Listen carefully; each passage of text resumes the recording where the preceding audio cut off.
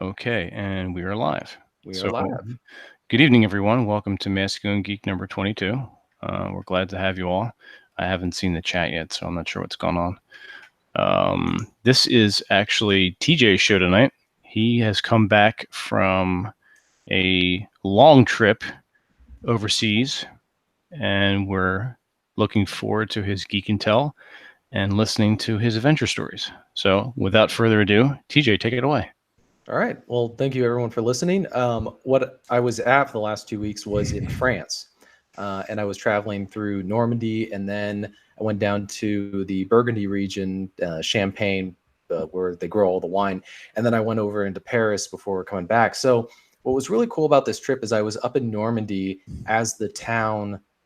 Different towns in that area were preparing for the 75th anniversary of D-Day, which by their time is right now. So they're already celebrating, but they were just preparing for all that stuff. And so I was able to see a lot of the things being put up. There was window art going up everywhere. And so I guess the first thing I'll start off with is this right. If you note right there. Oh yeah. I got the little, I don't even know what it is. I just saw it and I thought, oh, that's cool. And then I got the little paratrooper. You probably can't see him, but he's hanging from the lamp over there. And then they had one of these everywhere. So this was what's kind of amazing about Normandy. There are American flags, and I think it was because of the Normandy celebration, but there was American flags everywhere. So there was this right there. And so I got, for any of you who are Band of Brothers fans, this would have been a fun trip for you because one of the places we went to was Carentan, which was this small French town between Omaha and Utah Beach. And so the causeways had been flooded for the geographic stuff. They couldn't bring the tanks in or any of the troops in until they secured and linked together both beachheads. So they had the 101st, a couple days after D-Day, go in and take that town. And so what's interesting about that is I think 70% of the town was destroyed, but I got to actually tour parts of it that were still remaining that hadn't been destroyed, or they restored it. But it was funny to go through. If you watch the episode where they're fighting Carentan, you can see different areas where they probably are trying to replicate the same scene. So one of my show and tells is when I was going through Carentan, they had a farmer's market of sorts where they had different food being sold and all that, the fresh produce. Well, me and my buddy are walking past this one guy. He's this big French guy. And most French people we noticed spoke English. He didn't really speak a lot of English, but he was waving me over. He had that look on his face. He's like, I got him. Like I think they can kind of tell if you're an American. And so he's like, and he had all these bottles. He's like, come, taste. And so I go over and I'm like, oh, okay, he's doing free tasting. So he has these little tiny cups about like a Chinese tea cup. And so he pours a bottle of this. It is a apple brandy whiskey. And that says 10 years right there. And so if you look very closely, it's got troopers. Yeah. The soldier. Yeah. And tank. Cool. And then so we tried that. It was really good. Well, then he pulled out the 20-year bottle. And it was really good. Then he pulled out the 40-year-old bottle. Oh, it's like a succession of... Yeah. And he's doing he's like, this is the best. And so he tries it. And we're like clearing our throats afterwards. And I wanted to get the 40-year bottle, but then I looked at the price and I was like, we're going to go with the 10-year bottle. This is an expensive bottle of some sort of brandy. In case you're wondering, Calvados, yeah, that's a part of Normandy. But is it smooth? Oh, dude, it is like you wouldn't believe. In fact, this is another brandy that I got. I drank it all because it was so good. It's from Normandy. Nice. Yeah. So, and I also love the bottle. So I'm going to try and find out if they can import that stuff because it's really good. Wow. So, and then I got this. This is a red bottle of red wine, and it's celebrating the 75th. Oh, wow. That's a really good collectible. Yeah, I'm going to be enjoying it with some friends tomorrow, but I'll be keeping the bottle. Nice. And then just for some other cool, we were over at the Omaha, the Normandy Invasion Museum, so I got a little lighter. Oh, cool. Okay. Like that. And then bring that with you. Then I got a shot glass, of course. Nice. Cool. And then I saw this and I was like, gotta get it. If you watched it, you'll know that this is the clickers that the paratroopers had. So that they could tell. They hear somebody in the bushes. They don't know if it's the enemy or not. They go. If they don't hear noise, they just pull out the gun and start shooting. So then my buddy and I, my friends and family that was with me, we went to the different beaches. So this is sand from Omaha Beach. Wow. This is sand from Point de Hawk. Oh, cool. And this is sand from Sword Beach. Nice. Now, did the sand already come in the bottles, or did you buy them empty and go fill them? I bought them empty and went and filled them. That is way cool. That's even better. Yeah, you did that yourself. I know it is certified organic, non-GMO sand. That what a reverence. You know, that's really another cool. thing. I didn't get this in Normandy, but a couple years ago, I interviewed and I think I might have shown this off in a previous episode, but I interviewed a man who was the first guy out of his landing craft at Omaha Beach on D-Day. And he was a cartoonist. You know, he drew little illustrations for just for fun. I think he later went into advertising after the war, but he did all these illustrations of his war experience. So I got copies of it. So this is an illustration of him in the water. That's him right there. Oh, shit. So the moment he came out of the water, he immediately fell deep. And so that's actually how a lot of men ended up dying when they first came out. Is the landing craft did not come up close enough to the water. They were trying to avoid the Belgian gates and the tank barriers. So I'm trying to think of. Oh, and then there's also.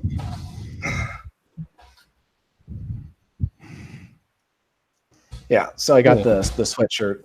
So I'm trying to think. Yeah, I think that's pretty much that, and the little paratrooper hanging off the lamp. I got that at in Carentan.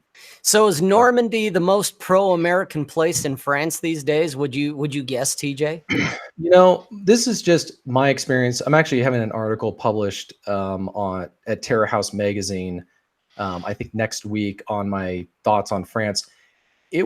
I actually had a more positive experience with the French than I did with the British. Most of the French, if not all, spoke English. Their English I could understand, and they tended to be friendlier people. You know, not everybody's going to be friendly or whatnot, but I think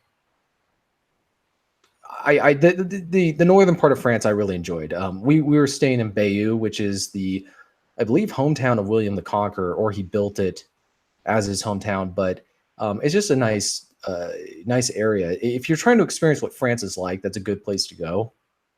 But I didn't have any bad experiences. Some people say that the Parisians aren't friendly, but then again, I want to emphasize I didn't spend a ton of time in any of those places. We spent like 4 days per place, and a lot of stuff. We just didn't spend a lot of time getting to know a lot of the locals. I do got two good stories though. So I'm in my hotel bar, you know, enjoying a drink, and behind me there's these two ladies, maybe three, with this older gentleman, and he's talking, and he's British, and I'm sitting there thinking I've heard this voice before from this film called Green Street Hooligans. And what I realized also is that same guy played one of the paratroopers in Band of Brothers. And I'm thinking what the odds of him being in the exact same hotel, bar, lobby area as me just seems really ridiculous. Just happened to be there. So I look over. It's been 20 years. I have no idea. Well, then one of the ladies said his name. And of course, I'm discreetly looking on my phone to check the name. And yeah, it's him. And so I'm just sitting there thinking, okay, what are the odds of him being in the exact same place as me? And now I didn't go like geek out and turn around and be like, dude, I love the show, because I'm sure he's never heard that before in his life. But then on top of that, a couple days later, my buddy and I were at this French pub. We were outside on the patio area. It's like midnight, and we're smoking stogies and having a drink with these British guys. And while we're drinking, they were very dry wit type guys, right? Like, you know what I mean? One of those kind of British guys. Well, one of them, we're chatting and we're to explain where we are, where we're from, what we do, and all that stuff. And he asks, I'm not going to try and do a British impression, just pretend. He says, do you have any relatives who had anything to do with D-Day? Because we were talking about going to Omaha Beach and all that. We're like, no, just but our country, big deal. And he points to this kind of unassuming guy who's just sitting back enjoying a stogie. And he goes, yeah, the guy who ran the whole naval operation, it was his grandfather. Oh, wow. So the grandson of Admiral Ramsay, who was the British commander of all the naval forces, his grandson was there in Bayeux for the 75th anniversary. Oh, that's cool. And so we gave him a toast. We're like, did a good job. Your grandpa did worked out good. Yeah, it worked out good. But I was thinking, man, again, one of the things that occurred to me is we could have sat there and had a drink and never known if he hadn't said anything. So it's just you go kind of wonder how many times you actually meet people who have interesting stories and you don't know unless you start talking to them and getting to know them. So I guess the takeaway from that is be friendly with people, because if my buddy hadn't asked for they had stogies, all the stores were closed. They close early over in France. So we bummed a couple stogies. We threw a couple euros at them and got stogies. But then from that, we started chatting about what was going on. So the other thing I like about the French, they pressurize their beer and it's not served at room temperature. They do it right. The English, I noticed, their beer is pumped and it's served at room temperature, and it tends to be low alcohol content. They do serve American style beers, but they're American. They're not traditional British ales. Gotcha. So, question, maybe someone has the answer. I'm not sure. I'm looking at the chat, and Tucson Razorbacks says, is it true that French women who gave up their sexual inhibitions to the Germans during World War II got their heads shaved after the Allies took back the nation? Yes, that is true. There you go. They also did this. Well, some of them got shot. It really depended on the circumstances. Damn. Well, you said that's so nonchalant. Some of them got shot. Well, I mean, how would you feel? You got to look at it from the perspective of the men. No, I get it. And then, of course, what's interesting is, so when the Americans came to Germany, when they were stationed after the war or during the war, they were also enjoying the companionship of German Fräuleins. Well, there was enough what they call war orphans, which is where there's the father, but the father's of a different nation. And the United States government actually put out a policy saying, we will not financially provide for or give any visas or immigration status in our country to anyone. So they basically cut off any incentive for German women to hook up with American soldiers. Right. So that was seen as, for some of them, as a ticket. Oh, I get impregnated by this American soldier. He'll take us with him when he goes back to America. And the government was saying, no, we're not giving you any money, and we're not going to let you come over to the country. Incidentally, that also happened with the British when they were stationed in some part of Spain. That's where the song Spanish Lady comes from. Or sorry, what was it? That one British sea chanty. Farewell and adieu to you, dear Spanish ladies. Farewell and adieu, you ladies of Spain. It's a British sailors who had children with these Spanish women, but they weren't allowed to take them back with them to England. So they're kind of saying farewell to women that they had fallen in love with, like the same thing. The government wouldn't let them take them. So there's actually, it's usually sung in a very upbeat note, but there was one girl who did a very good job of conveying the sadness of the situation. Yeah, that is sad. Yeah, that's if you watch Band of Brothers, the one episode, The Replacements, there's Dutch women being basically punished by getting their heads shaved, and the Dutch resistance guy says, they're lucky the men who collaborated are being shot. So So think twice before collaborating with the enemy at a time of yeah, war, right? Tucson Razorbacks. He asked again. He said that he was told that many French women turned in their own Frenchmen to the Axis powers.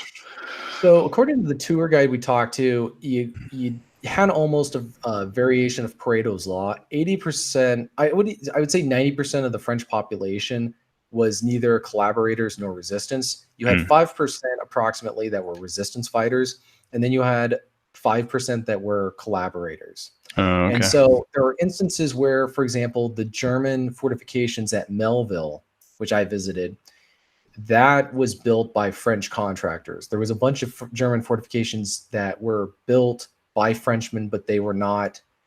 It's hard to tell whether they were being forced to do so at gunpoint.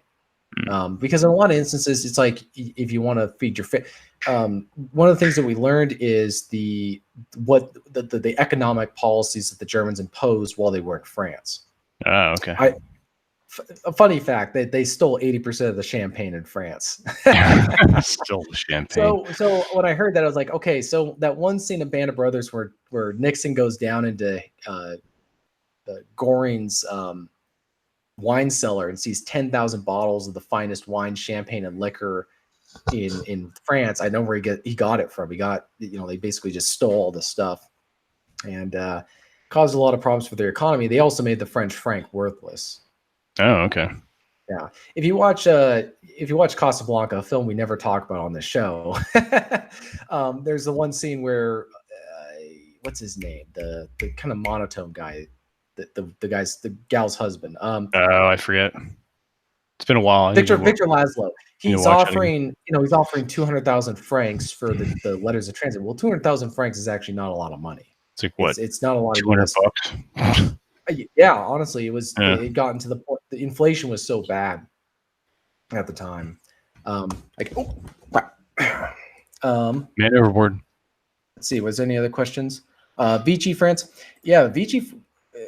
Very interesting situation with that. So after the war ended for France, I guess in 1940, they carved up the country into two different sections. There was the Vichy area that was unoccupied France. That was the southern part of France, and then the northern part of France was the militarized zone. That's where you had the German air bases so that they could be able to reach England. Well, the Vichy government was technically supposed to be ruled by the French, but it was basically a puppet government. And the leader, his name was Pétain. He was a general during World War I, and he was actually considered to be, up to that point, a hero by the French people. But for his participation in ruling the Vichy government after the war, World War II, the French considered him a traitor. They I think, didn't want to try him for treason, but ultimately, instead of getting the death penalty, they just gave him like a life sentence. But he's an example of you either die the hero or you live long enough to see yourself become the villain type situation, where he died, sort of like Benedict Arnold. If he had died at a certain point, history would have looked back on him very differently. So it's always curious with history to say that this guy's a bad guy and that guy's a good guy. Well, right, we don't know what could have been, but let's not write that off necessarily. What would have happened if, Lincoln hadn't been assassinated? Would we look at him differently? He could have done stuff very different in his last two terms of office, or with other different people who either died really young and they're sort of immortalized, or people who just live so long that they destroyed their own legacy. Kind of like Kennedy too. It's kind of the same thing where he got assassinated, kind of like Lincoln.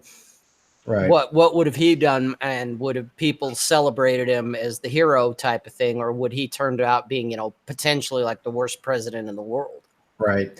I think what's interesting also, we're kind of shifting over from World War II, but whatever, we can go back to it.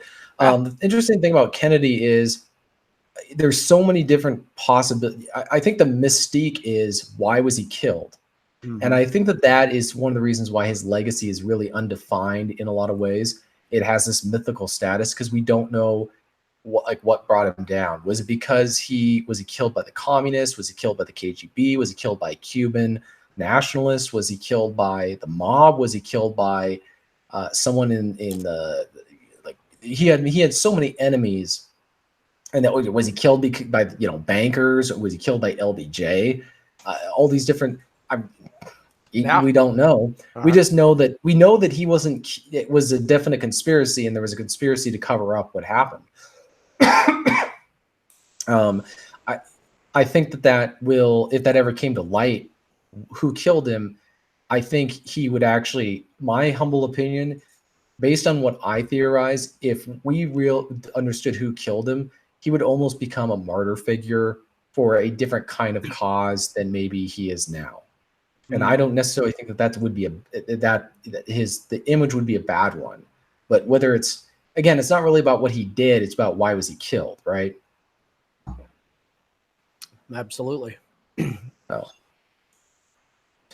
Yeah, and what was interesting about the D-Day invasion that I learned is that, so today in our time, not Paris French time, they were going to go on June 5th, and they had to delay due to bad weather. Well, they finally got a break in the bad weather long enough for them to say, okay, if we're going to go, we got to go now.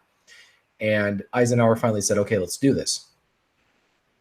Had he delayed the invasion and waited for better weather, it would have been a couple more weeks.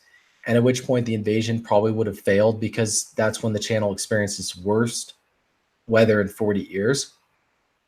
It actually destroyed, they had a artificial port they created with different vessels. And there's still the remains of it that I have photos of, but it was destroyed in this storm.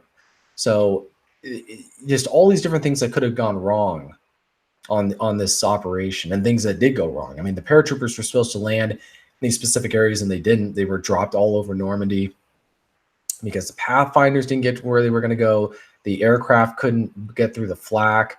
You just had all these. There were some operations that went very well, like Operation the raid on Pegasus Bridge occurred very well. You know, it was over in a matter of minutes, and British definitely an example of the British pulling through. Now, if only Monty had been able to take Caen. So that's another interesting fact that we learned. Bayeux was untouched during the war. So it was liberated by the British without firing a shot, because if I understand correctly, Germans pulled all their troops out of Bayeux and put them in Caen because it was a key crossroad area for moving vehicles and tanks, and just as part of the region.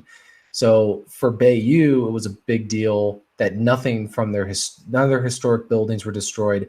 They didn't suffer from the war, from either war. Whereas other areas in Caen and Carentan and these other towns and cities either got destroyed, or most of the city got destroyed. You also had a lot of civilian casualties when the British shelled Caen. I mean, that's what happened during the war. Is they don't have smart bombs, and they don't have drones. They got to just drop the bombs where the Germans are. So it's we're very, very sobering to go to some of these places. And you look at this beach today at Omaha, and there's people who have houses there. They don't, from what I understand, they don't like to talk about it because they view it as a vacation place. The United States owns the cemetery. That's United States territorial property, but the beach still belongs to the French. I think that,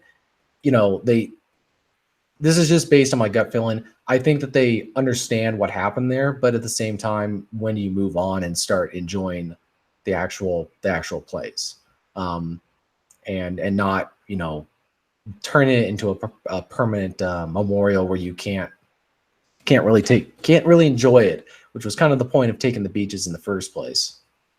That's true. Now, what was your overall itinerary like? Walk us through what you did and what you saw.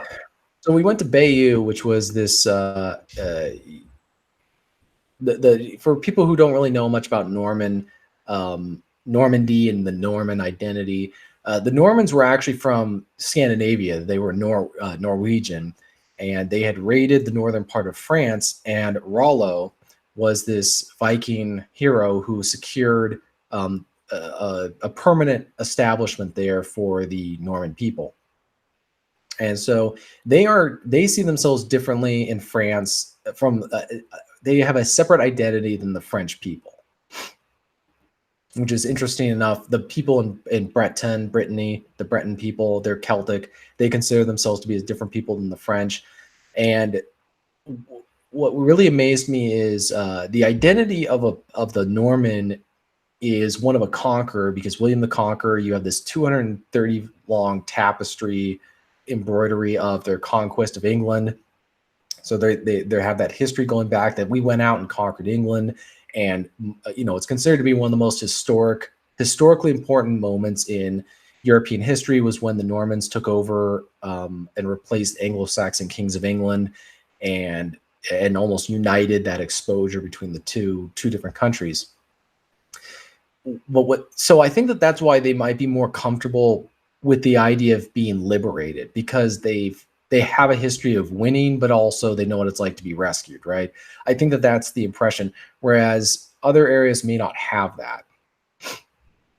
I think I just think history, a narrative is really important. So if people don't have a history or a narrative that has them winning or being the conqueror or being the champion, it's hard for them they're not as comfortable with being the one who didn't win, right? They didn't necessarily lose, but they didn't win. Yeah. So when we were at Bayeux, there was a Norman heritage events going along the entire region, and there was a choir singing at the cathedral, which is this magnificent building. Any architecture, ancient architecture, just reminds me about how we can't build anything now. That one is visually attractive, aesthetically awe-inspiring, but also we can't build anything. We can't get anything done in comparison. Like, yeah, I understand why it took them 60, 70 years to build this huge cathedral. I don't know if that took as long, but I understand why it took them a long time to build stuff. They had primitive tools. We have cutting-edge technology. It's not the lack of capacity to build stuff. It's the lack of will to build something.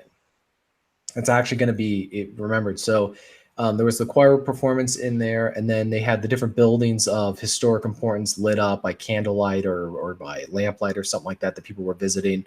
And the town was incredibly walkable. So that's what I really liked about the central area. Other thing I noticed is there was very few tall buildings, and there was no modern restaurants. Like there was no McDonald's, okay. There was no fast food places. Thank God. I know.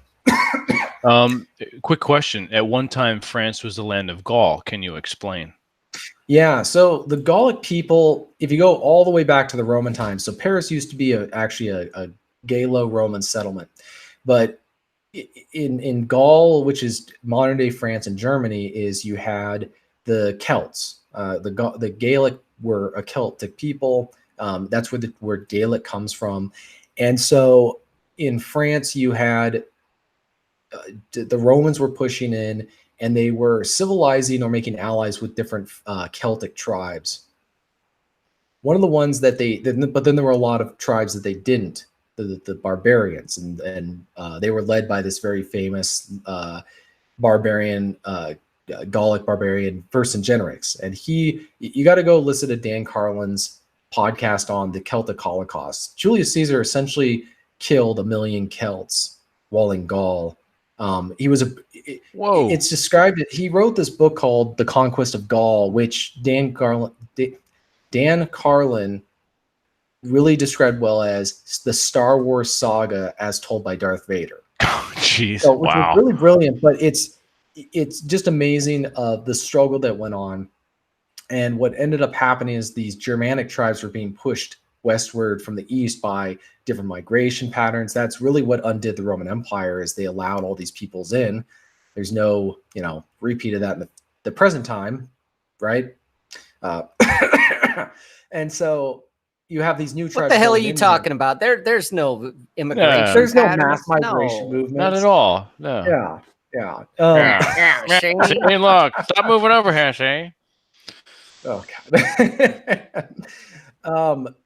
And so if you want to read about that, The Conquest of Gaul is an interesting book, but you can also listen to Dan Carlin's very, very long podcast episode on that. But what books would you recommend on D-Day? On D-Day, beat you.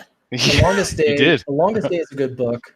It's very accurate because we went to these different places where stuff that that's shown in the movie Longest Day, which is another good film to watch, are accurate. So there was a bagpiper who played the bagpipes all the way to Pegasus Bridge, as it was being, to reinforce it with the paratroopers who were there. So he has a statue dedicated to him at Sword Beach. The other book I would say, there was one by, I think it was Stephen Ambrose, the guy who wrote Band of Brothers, or his. Oh yeah. There was two of them, the father and son, but the father wrote one on D-Day. That would be a good book to read. Band of Brothers, of course, is a good book to read. Maybe Omar Bradley's autobiography is along with Eisenhower's autobiography as well. Anything where it's really a question of what are you trying to get, a top-down view or are you trying to get a bottom-up view? D-Day is going to have a combination of both. Longest Day will have a combination. Omar Bradley and Eisenhower stuff will have a top-down. Gotcha. Yeah, pick one of each. Right. Cool. I agree, Ralstonian. This is better than any history class. That's for sure. Thanks for sharing this, TJ. Yeah. The interesting thing about here's an example where D-Day could have really gone wrong is the Germans had stationed these panzers outside the beaches. They had pulled them back because of all the bombings. Well, now that the invasion's going underway, the German commanders are saying, we need to get this. And Rommel's back, I think, in Paris, celebrating his wife's birthday. And so they're the guys on the ground seeing the 5,000 ships on the water. And so they're calling Berlin, trying to get the Fuhrer to get out of bed. And Hitler apparently would not get up. And then when he finally got up, he just didn't want anybody to talk to him under any circumstances. So for a very critical moment in the invasion, there was these panzer units that were not being deployed properly at all in that I think maybe in the British sector, because there was the U.S., Omaha and Utah. There was the British Sword and Juno, I believe. And then there was one by the Canadians. Maybe they were Juno, but Omaha Beach was the bloodiest. They took the most casualties. But then also, I believe Juno Gold. Yeah, Juno Gold and Sword. I'm not sure which one was the Canadian, but what people don't really also talk about is what happened after D-Day. So there was this very important battle in which they took the town of St. Lo, which is down in the southern part. And one of the things that they didn't think about, and I don't understand why they didn't talk to any Frenchmen or Normans who might have been in England at the time when they were planning this out, because they would have pointed out, dude, we have these things called hedgerows that are everywhere.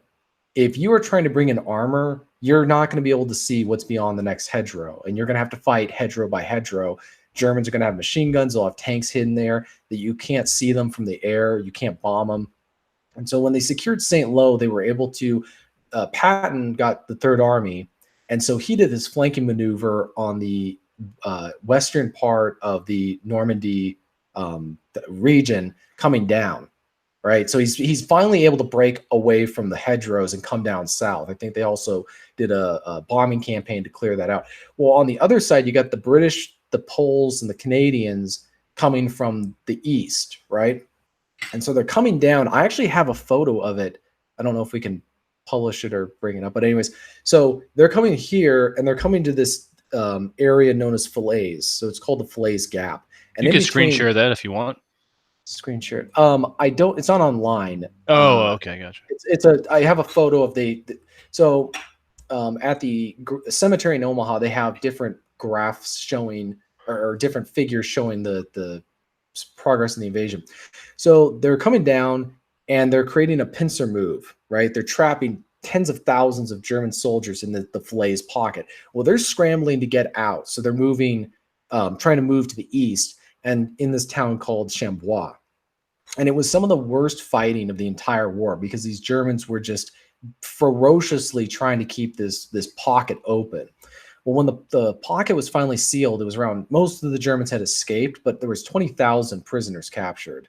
And I think a lot of their armor was left behind as well. I think they just didn't have the gas or they just couldn't, they were just scrambling to get out.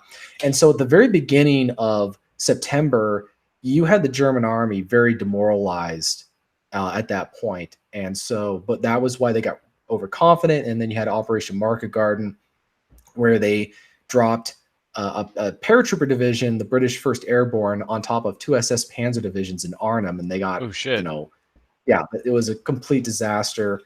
But that's an example of where they didn't have the same room to maneuver that they did in Normandy, where they were able to finally use those tank maneuvers.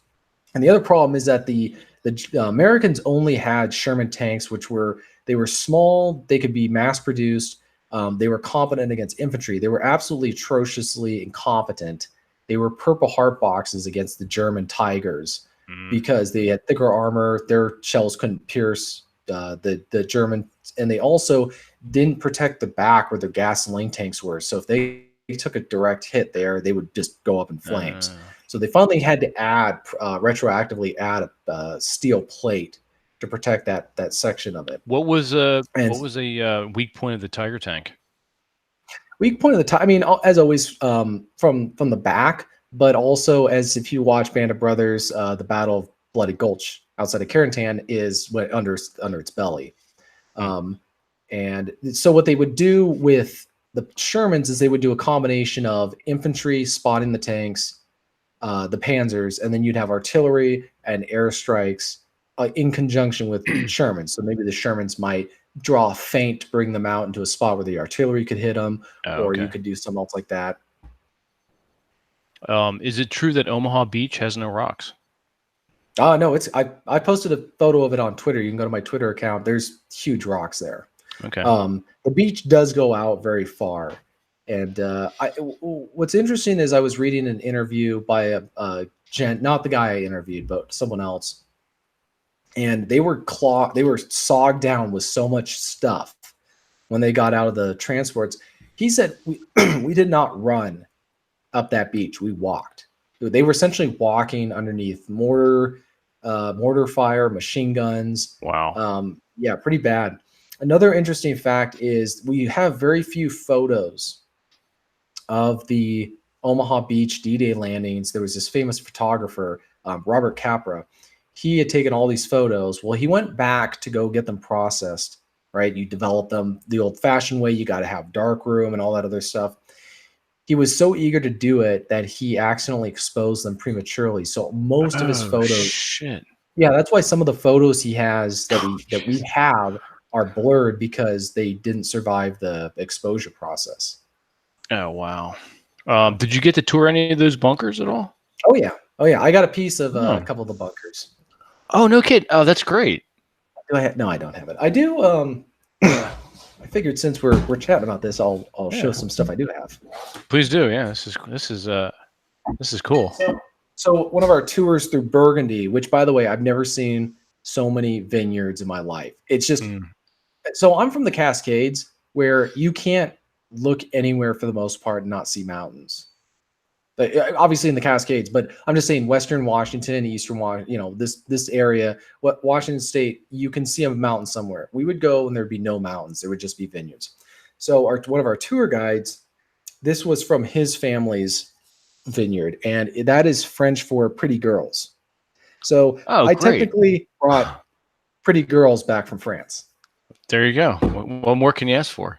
The other one I got is a bottle of champagne. Oh, nice. Celebrating the 150th anniversary of their cellar. Oh, my bad. So that was during those tours. And their wine's pretty good. I mean, Washington State, we've got a lot of great stuff. We got good wine, but they have I just think you've got a deep ancient lineage of the grape over there. Well, what's funny is I can't remember what happened, but they actually brought American grapes to graft onto theirs because of something that happened over there that they had to get rid of theirs. Probably some sort of pestilence. Yeah. That's cool though, mixing it up. And we went to Paris and visited the catacombs where there's 6 million dead. I saw some photo. Yeah, you did. We're talking about that. Yeah. You know what's funny is I said this when I was tweeting about it. I didn't feel unnerved at all being down there. If we'd been locked in there, I would have been fine. Not like I would have been, let's get out of here at some point, but I would have been freaking out, right? Yeah. But I just didn't get this sense, because here's the thing, nobody died there. So for people who don't know, that's where they buried bodies that they had collected from other parts of Paris that they couldn't have a graveyard for. So they took them to this underground quarry area where they were digging rock, and they put the bodies under there. And they stacked them up by different bone types and then put skulls everywhere. So it's just this very orderly thing. But nobody died down there. Nothing happened bad down there. So this is why I kind of feel like I didn't get a bad vibe.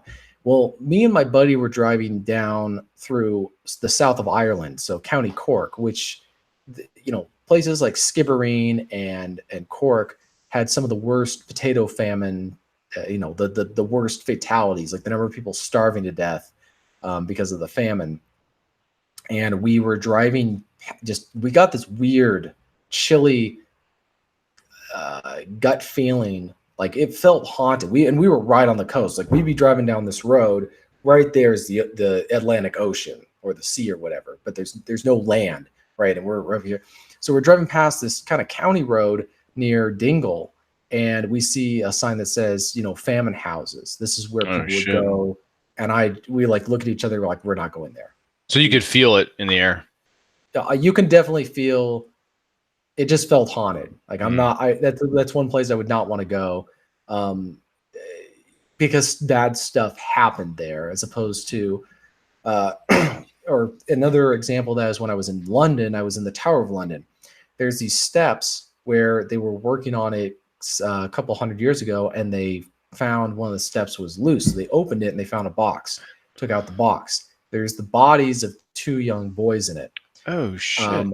And they believe it's the bodies of the 2 young princes who were murdered by, I believe it was Richard or Henry II. Holy shit. And Shakespeare did a play, I believe, on it, but they disappeared, right? And then they find these bodies. Well, I saw those steps. Where was this now? This is the Tower of London. The Tower of London, in one of the steps. Holy shit. Yeah. And so I just looked at it, I was like, yeah, I don't want to go anywhere near those. Yeah, seriously. There's bad stuff that's happened. It's bad juju. Yeah, tell me about it. I guess so. If anybody has any questions about, there is one question about Hitler. Do you think that Hitler lives and conspiratorially taken to South America to live in under secrecy? Like what? There's a lot of that talk. I mean, where do you think that comes from? Here's the problem. I don't know what to believe, because there's an argument or a claim that there was a U.S. government agent that reported seeing him. But the problem is, I don't know. I err on the side of skepticism. But then again, you read about stuff that the United States government, we know they did. And so I don't believe it, but that has nothing to do with just my unwillingness to believe it. If there was evidence that showed the United States government cut a deal with him to disclose secrets, like they did in Operation Paperclip, and they took him over to Argentina, because they did the exact same thing with these Japanese war criminals who were torturing and experimenting on U.S. soldiers. They gave them all pardons for access to the experiment reports. Yep. So I don't think the United States government was morally above what they were doing, and maybe they wanted to get him out there because they knew the Soviets were going to torture him to death or put him in a camp, or God knows do what to him. I just don't believe it, because I would need somebody to prove that. The problem we have is the corpus delicti dilemma. Habeas corpus. We can't produce the body. And so we don't know. He commits suicide and he burns. They burn the bodies with gasoline. It's sort of like with Davy.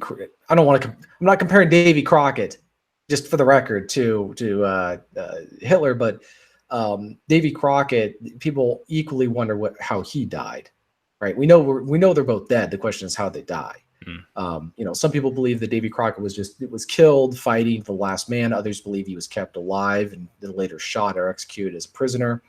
But with Hitler, I think it's interesting, and it certainly makes fascinating history to know that if you go to parts of Argentina, you will find German towns there and German people who fled afterwards. I'm finally watching a film called Notorious with Ingrid Bergman, who I never talk about either.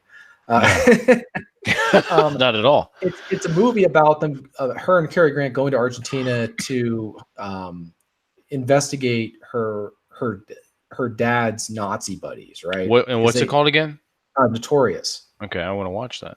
It's an interesting movie. But I've read some of the stuff about Hitler surviving and going back, and I would just say my biggest question is, how did he get out of Berlin alive? Because even if he didn't commit suicide, it wasn't like he was not in the middle of like the biggest battle at that point in the war. Gotcha. So, Okay. So yeah, if anybody has any other questions about kind of like what we saw and So how long were you there total? From May 17th to the 31st. Okay. So pretty much almost 2 weeks. Yeah. I also noticed the drivers were better than they are here. Drivers here are awful. And when I say here, I mean Washington State. They're terrible. They're pretty bad here in New Jersey too. Okay. Jersey. I mean Jersey. Yeah. Yeah. Hey, I got you both beat. Salt Lake sucks for drivers. Really? Well, the problem is Yeah. so over if somebody's about to hit you, you just honk your horn. But over here, you honk your horn, you could have a stalker for 30 miles. Well, yeah, there's that too. Yeah. And then you got people who are going 10 miles per hour under the speed limit. Oh, here's another thing I noticed. I didn't mention this in my article, so I might as well say now.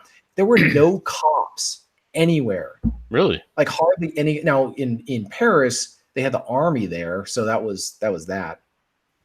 But Well, that's because Paris is a shithole. what was funny is It's become one. Yeah. So this was my impression. It was the same thing I got when I went to London. If you stay to the touristy central area, you're fine. I didn't see anything other than there was one instance of a homeless guy that I think was dead, and everybody was calling the police or something like that. Other than that, I didn't see anything that would make me feel unsafe. The people seemed. It was the same thing in central London. I'd be walking around at 12 o'clock at night, and I didn't feel unsafe at all. But I'm not a small guy, right? I'm not a 21-year-old chick who's looking around, mindlessly or wandering around like she doesn't know where she's going, right? Like a little bit different. But I think the other thing is, where do you go? It's like Chicago. Chicago is not a good town I would want to live in. But what part of Chicago are you in right now? Right? There's that, yeah. So I think if you stay in the right parts of Paris, you'll do fine as far as safety is concerned, and you can go enjoy some stuff. Don't. I always travel nondescriptly, where I just dress like I don't have a lot of money, and I keep my stuff around a thing that goes on my neck, and I just keep it down by my chest, like my passport and all my stuff. So people can't steal that from me. They can't pick my pocket or do anything like that. Just be safe. Don't do anything stupid. Don't get up at 2 a.m. and say, "Hey, I'd like to go to this crappy area, that looks shady," and and drunkenly say stupid stuff to. Let me put myself in harm's way. Yeah. Well, that's what just I don't get it. That's you read about people doing. It's like people who get killed skiing in my neck of the woods, and you find out that they went off the beaten path. Off the trail. Danger. Yeah. It's like, yeah, dude, you went in the don't enter zone. And then you fall off the side of the cliff. Exactly. Yeah, you got hit with the avalanche because you're in avalanche country. Yeah, go figure. Somebody said so Inglourious Bastards was not a true story. Yeah, I know. Quentin Tarantino does not tell historically accurate stories. Highly entertaining, though, that's for sure. So, TJ, do you know what kind of ties Joe Kennedy Sr. had with the Nazi government? The question is that, he heard Ralstonian said he heard that he was a Nazi sympathizer, and he's wondering how true that is. He was a sympathizer because he was Irish. And he was so this was classic FDR. He appointed an Irishman as the ambassador to England. So, oh God. You're so yeah, you have a Kennedy you have an Irishman and a bootlegger to boot, no pun intended, as the ambassador to England. Well, yeah, he's downplaying. He was also involved in the Munich agreements, I believe. Oh, really? So, yeah. So, his dad was, I don't think he was a sympathizer, but then again, I think people need to understand the context of what was happening in the 30s. You had a lot of bad stuff going on with the communists. If you look at every country, Italy, England, France, Germany, they had all attempted communist overthrows. There was the Spartacus uprising. In Italy, you had the same thing.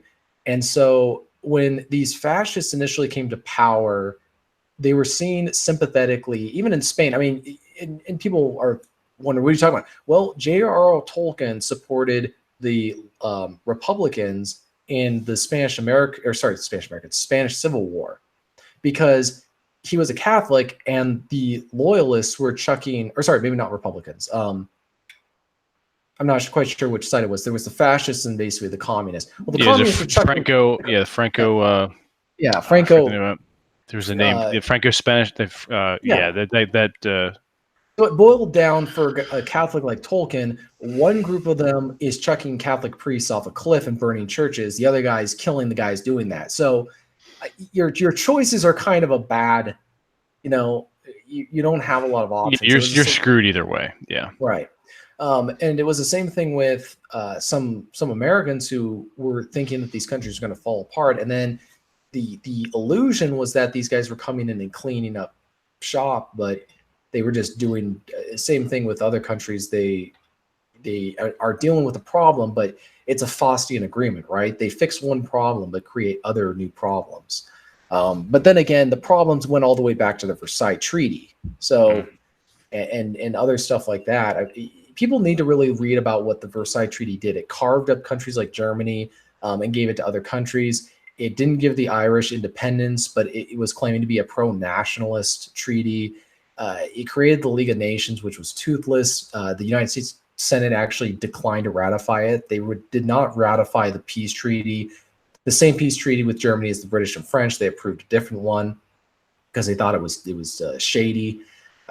So it did not end well. It set everything up for another war. There was one, I think, British diplomat who looked at the treaty and said, "This isn't a peace treaty. This is an armistice for 20 years." Man, that dude was accurate. TJ, how are people receptive to Americans overall in regard to France? Were you treated respectfully? Yes, I was actually really surprised. I found, and again, I want to contextualize, I had limited experience in both countries, in England and in France.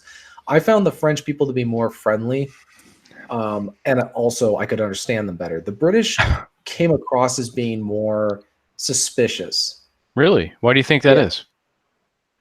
I don't know quite. I think that, and again, this is why I'm emphasizing that it was a limited, I had limited exposure, but it's almost, I don't know. I think it's because when you don't speak the language first, it's like your second language, you're more diplomatic in the way you talk. Gotcha. That makes sense, yeah. Because so you try, because you don't know how you're going to be misinterpreted, right? So you're very careful with what you say. But I think we were also in Normandy. I think that if you go to parts of Italy, they love Americans. There's this area where the 10th Mountain Division, they have a wine that they make in honor of them. You go up there, the Italians in that section of the country absolutely love Americans too. So it's really a question of what their narrative is for them. And I think also, this is just a hunch, I think it's the British used to be the big dog and they're not anymore. And it's just theoretically the Americans. And so I think that plays into it. I don't know. I either that or I was just I got a bad sampling. I didn't get an accurate sampling. I think that also might be the case. I was just very struck by how friendly the French people were and how unlike they are. And even in Paris, I mean, most of them were generally friendly. There wasn't any. I didn't see the Parisian glare. Which, if you watch that movie called Taken, where there's the Parisian cop, he has the Parisian glare, kind of that snobbish, I think I'm better than you type look. No. Okay. Less grinding their gears that they aren't the big dog. I think it's true. If you read the original Bond novels written by Ian Fleming, he kind of conveys that in it, where it's a British agent in a post World War II world where the Americans are now the top dog, and it's between the Americans and the Russians. Like the British are more of like this kind of they're playing Robin to the U.S. as Batman, right? They're playing second fiddle or what's it called? What is it called? Second banana? Is that what it's called? I don't know. I don't know the expression. Somebody's used that before. Second banana, second fiddle. Yeah. Yeah. So they're playing second fiddle. Well, now it's not. Now it's not even that case anymore. I think, where our ties with England, I think, right after World War II were pretty strong. But now I don't know. Who knows? We'll see what happens. But my experience was good. But okay, your other people's experiences may vary, right? yeah. There's a lot of subjectivity. Cool. We're coming up on the hour mark. That went by very quickly, as it always does. Rob, I think you're up now. Hey, guys, hit the like button. Like the video. Share it with someone that you think actually would get something out of it. This is like better than any history class I ever took. Yeah. College, standard grade school stuff. This is just absolutely fascinating. So please hit the like button. It gets the tingles going to YouTube's vagina.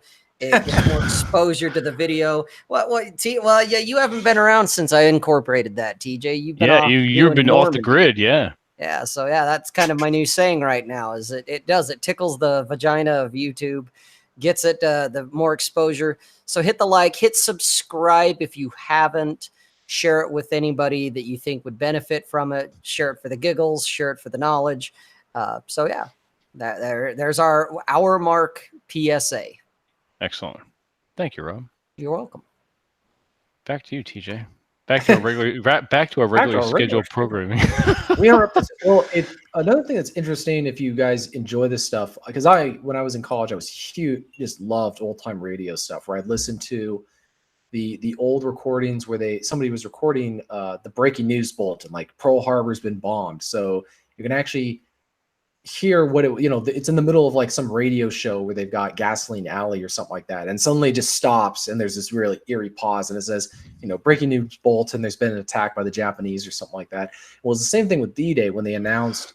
For us, it was at a completely different hour than when it was occurring for them. It wasn't occurring in the morning. But I think I'm trying to think of other stuff that we saw that was interesting as far as what. Let's get into some of the nitty gritty too. Did you have a favorite food? What was your eating options? We ate pretty well. I would say we ate well. And I would say I tried duck. That was I think I won't repeat that. I noticed that the portions were smaller, but the food was just phenomenal. Yeah. They really put all the different flavors and everything into it. And I'm trying to think of my favorite food. I think it was a trout that I had or something like that. Oh, nice. Fresh trout. Yeah. I got a question for you, TJ, since you're bringing up food and portion size and all that. What was the how do I say it delicately? What was the ratio to your observation of fat people versus like average weight compared? There aren't any. There weren't any. I saw almost no overweight people. No, what? I apologize, people.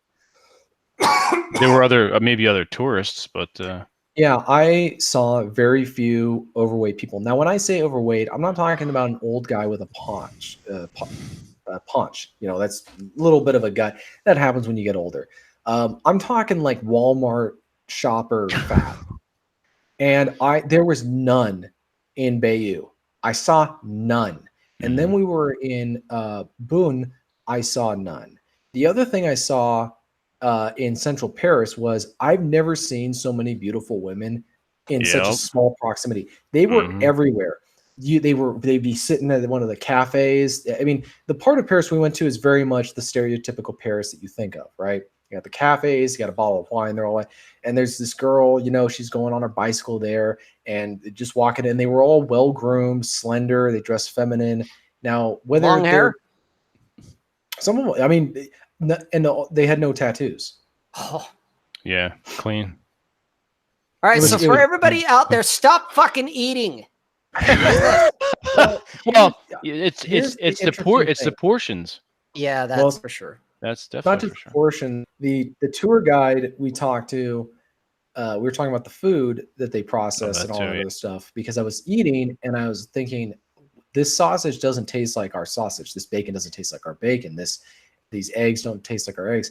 And he says, we don't eat corn. Mm. And that includes corn, high fructose corn syrup. They only feed chickens. He says, if you get served corn, you can kind of joke that it's, you're not chicken, you don't feed. So they don't eat corn over there and they don't put it in their food for the most part. And so I'm wondering if that has something to do with it. But either way, I don't know what the correlation is exactly. I just know our food, there's something wrong with it. Yeah. Well, I do know that a lot of those countries, and I don't know if France is one of them, but in a lot of that area, the GMO type shit that we have here, it's outlawed there. Or they have to like clearly label it that this is GMO. And that's something my ex-girlfriend, when she had gone to Italy and gone to parts of France, had told me. Because when you're talking about the food tastes different, all of that, she said the exact same thing. Right. And said that in certain parts, GMO shit, it's outlawed. Like you can't even get it. Right. We're like the only country that really does that. Yeah. And I think the other thing is the type of, there's a French custom. I was doing some research on this because I was trying to figure this out. I'm not a junk science guy, and I'm not a guy who does this weird voodoo stuff where I just say, oh, it's this. The other thing they don't do apparently is they have a culture where you don't open the fridge in between meals or the cupboard, whatever. So there's this culture of limiting portions, whereas in America it's supersize me, twice, right? Yeah. And I think that's partly the reason. I just, it was kind of depressing. I'm like, why am I leaving here? Right. When you were in downtown Paris, did you have hot chocolate? I'm interested to get your take on that too, because I know mine was an eye opener. No, I did not. I had some of their beer, which was pretty good. Okay. I know what you're saying about the chocolate. I've actually had some from Trader Joe's. Okay. That they import or something like that. So I know what you're talking about, where it's good stuff. Oh, absolutely. Yeah, it's nothing like the swill we have here. Yeah. What about overweight people in England? Well, I think that France is starting to go down that path. So I think the culture thing is also something, but where they just don't eat as much. But I think it's part of it is this expectation that you like for French women. There's this image that they have to keep, right?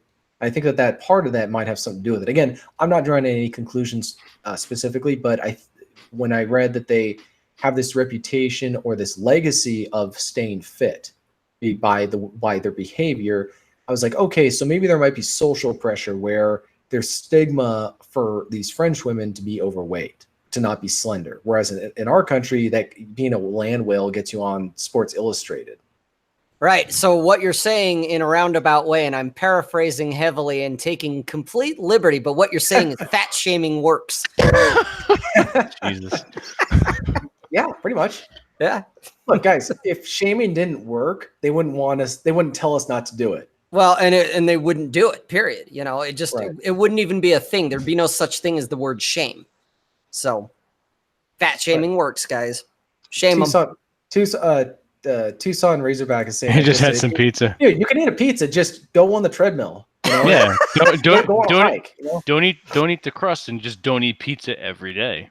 Right. Intermittent fasting. Yeah, not for nothing. You incorporate that into your ritual, your daily, not daily, but maybe weekly ritual, and then you eat proper portions. You don't stuff yourself. Right. You watch your sugar and bread intake, and that's another thing too. Bread in Europe is completely different. Yeah. So check your bread. Make sure it doesn't have high fructose corn syrup. Right. It's not made which with most sugar. of it does. Most of it does. Most of it here does. I buy really good grain bread that does not. But I'm also just limiting the stuff because I started looking through things either at the store or in my cupboard, and I was like, wow, a lot of this stuff has I tend to shop cheap, right? Buy the brand. I'm being the minimalist that I am. Well, it's cheap because they're not using real ingredients. They're using the crappy stuff. So Um, I'm not trying to tell people to turn into a cult, like, or turn into a religious fanatic. Like, whenever you start talking about this stuff, anything to do with health, you get the paleos who are on this corner saying you can't have a beer, you can't eat peanuts, and all this other stuff is not because our ancestors didn't eat it. Well, our ancestors didn't have fires in their house either, or they didn't have AC. So it was all separate. I'm not going to punish them. I'm not that much of a Luddite. It's just eat healthy, stay in shape, and be able to just be in good physical condition. You don't have to look like Chris Harmsworth. You don't have to dress like, be able to wear the Thor outfit and look like Sylvester Stallone on steroids. But I repeat myself. You just be able to go on a decent hike. This is kind of what my conclusion is with my buddies. Just be in good enough shape where you can go on a hike, or you can go walk up a trail, or you can do something without heaving. You're panting after a mile or so, and be able to handle yourself in a fight. If some guy's coming at you, or he doesn't come at you at all because he sees that you are in good shape and you can take care of yourself, he's going to go after somebody who's not going to bother him. Yeah, absolutely. We're overworked and stressed here in the West.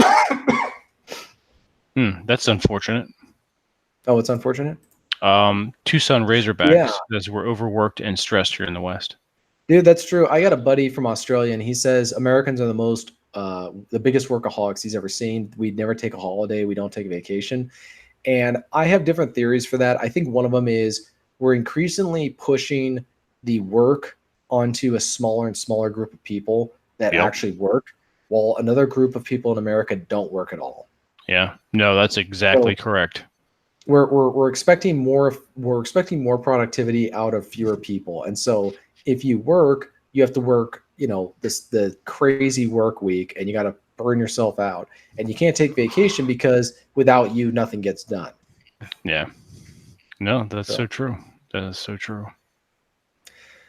Or you can just be a minimalist and enjoy the decline and say, so this is actually a moral lesson I would impart to people. Don't delay a trip, because if we had gone a month before we did, we would have been able to go into Notre Dame. And I'm probably never going to be able to go in there, not because it's not going to get renovated or repaired, but because I'm probably never going to go back to Paris. And so I didn't get to go in because a fire started, but nobody would have said, dude, you got to go to Paris. You don't know if a fire is going to burn down Notre Dame, right? So if you want to go on a trip, if you want to go see some great areas in Europe, this is why I'm suddenly got this fire under in my belly to go see parts of Europe. I don't know if they're going to be there forever. You don't know. Imagine being a guy who wanted to go on a vacation right before World War II. He doesn't go, and then the cities he wanted to go to got completely bombed to hell. So use that as sort of a seize the day, plan that trip, go on it, and don't be so paranoid about keeping a job. I'm not saying you quit your job. I'm not advising anybody to do that. I'm saying, oh, come on. I would. Quit your job. Go see the girls, go talk to the pretty French girls. Drink some wine, eat some cheese and French. Well, it's funny. Rob and I were talking about this at the end of one of actually the Saturday morning cartoon hour. Exactly what you're talking about. And not for anything, Masculine Geek is planning a European trip next year. So yeah, there you go. We're going to make it happen. Absolutely. We're not telling you the location yet. You'll just, wait to the last minute. The very last minute, like when we're getting off the plane. Then we start periscoping. Absolutely. Right. The one place I wish we'd gone to was a statue of Dick Winters, who was the not original company commander of Easy in the 101st Airborne, but he was one of their good leaders. Okay. And I have his autobiography. Just amazing guy. He passed away recently, and so guys, I would say go to Bayeux. You'll love it there. If you like sort of enjoying the French countryside. That was another thing I noticed when I was in Normandy is you would go past all these very rural areas, and I understand that houses are old, the churches are old, the area is just old. It's hundreds of years old, but it didn't have the economic blight that you see in rural America. I think America is actually far worse off because you go through rural America and you see, not only do you see the overweight people not working, but you see the tattoo shops, you see the weed shops, you see the liquor store. It's basically just like this despair, depressing view of towns that are dying, right? And there's no businesses, and there's no jobs. pride. There's no pride. Absolutely. Right. There's no pride. And I think part of that, at least in my state, is because there's no identity, there's no heritage really to speak of. Yeah, there's nothing to grab hold on. So a lot of people just don't care. Right. Yeah, that's so true and unfortunate. Let's bring ourselves out of that sadness. So it sounds like Central Florida. So what was your? Well, I mean, I'm probably just asking a ridiculous question, but what was your favorite part of the trip? Favorite part of the trip? Good question. I really enjoyed just walking around and seeing the different buildings. We also went to this fortress on this island in northern France. Ooh. It's Mont Saint-Michel or something like that. Mont Saint-Michel? It was this abbey that was built on top of this hill on this island that becomes an island when the tide comes in. Ooh, and then it comes out, and then there was this narrow passage. It's like Bar Harbor, Maine. Yeah, a town was built beneath it. That was pretty amazing. Just the fact that they built it to begin with. Cool. And goes back to what I was saying. A bunch of primitive people built that. We couldn't build anything remotely like that today. Well, we don't want to. I mean, that's the problem. Right. So how old was this? It was a castle? Yeah, it was like it was an abbey built on top of the island, and then they built stuff underneath it, like towns or whatever. Oh, and cool. the reason they loved it so much is because the English couldn't storm it. Oh, okay. Now how old was this place? It goes back all the way, I think, to the 100 Years' War. So we're talking 800 years. Yeah. And the English besieged it, but they just couldn't take it. It's impossible. You can't bring your siege weapons up, if only temporarily while the tide's out, and your troops can't go there, and you can't dig underneath it to blow out the foundation because the sand would just fill it back up. Gotcha. And even if you stormed the lower part of it, the way that there's only one way to get up to the abbey, to the fortress, and that was that sandbar thing, right? But even if you get past the walls, the initial walls, and you're up there, you still got to go all the way up to the abbey, and there's all these choke points where 30 guys could hold off an entire army. So and then you're kind of beholden to the tide, right? You got to pull the whole army out. Jeez, all right, that's an exercise in futility. Yeah, and so it was kind of like this mark of French impregnable. Its identity is an impregnable, resistance to the English. Nice. There's bastards. If I join you, well, I get a chance to kill Englishmen. Is your father a ghost, or do you claim to converse with the Almighty? In order to find his equal, an Irishman is forced to talk to God. Yes, Father, I'll ask him. Hey, he says, answer the fucking question. I just love how he just says in this matter-of-fact tone, in order to find his equal, an Irishman is forced to talk to God. Nice. For those of you who don't know, that was from the movie Braveheart, and if you haven't seen it, shame on you. Yeah, go watch it. It's not historically accurate. Yeah, but it's the most historically inaccurate, awesome movie ever. It's a great movie. If you haven't seen it, just know it's not nearly as bad as not having seen Doctor Strangelove. That's true, Aaron, you bastard. Hey, Edward, what's up? Welcome to the. You're a little late. What the hell happened? Jeez. So, Tucson's saying we collectively look down on lower socioeconomic slave class peasantry in the U.S. I think part of that is where another thing I noticed when I was in Bayeux and in Beaune, Burgundy, and all these areas. I understand that for the wine workers during the season harvest, they bring in migrants from Eastern Europe to go work. But when I was in Bayeux, it was 99.99% French. So all the jobs, every job was done by the French ethnic people. Whereas here in my state and in other areas, you have different groups of people doing different jobs. And so I think that that's partly why I think a lot of the jobs, I think our economy is also much more screwed up than, as crazy as this is, I think our economy is much more screwed up than the French. I think we've been killing our rural economy in the US much, much more than the French have.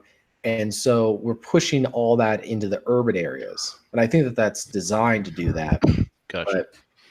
But I don't know what other rural areas are in other parts of the United States. I just remember talking to a guy in the 80s, not when he was living in the 80s. I was, two. I was not a figment of my dad's imagination yet.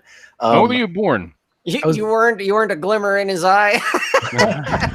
No, not even a thought. But he said, back in the day, you could live in a podunk town and you could run a gas station with your pops or whatever, and that would pay a decent salary. You would because you didn't just sell gas, you sold guns, you sold, if you watch the movie Red Dawn, like Rob did recently.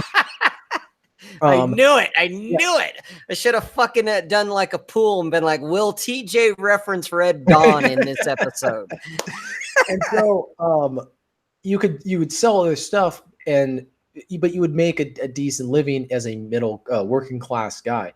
Now there's almost no jobs really for working class guys, and I think that the incentives out there are really destructive to the upper class is supposed to be pushing good values and setting an example of how to, in a normal society, you have the bourgeois values of taking your money, saving it, investing it, building up capital that allows you to build more wealth, that allows you to acquire, other stuff, and being thrifty and not spending and having a longer time preference and not giving into impulsive desires. Well, we've kind of taken that away and almost encouraged it. That's why when you go in a rural town, you see the tattoo shops, you see the alcohol, liquor stores, you see the weed shop. All that's a bad sign for a rural town. You want to see businesses. You want to see jobs.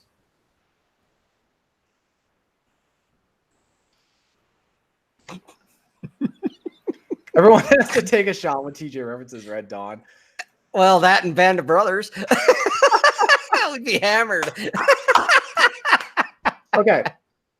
So my buddy had a game where we would do the same thing whenever we watched The Highlander, and he goes, "There can only be one." So we'll have to do that on one. Whenever we get the super chats, right? We'll try and do something with that as well. But I know which class I'll use. So there we go. Anytime TJ references Ingrid Bergman, Band of Brothers, Casablanca, and Red Dawn, dude, we're gonna be drinking gallons of whiskey.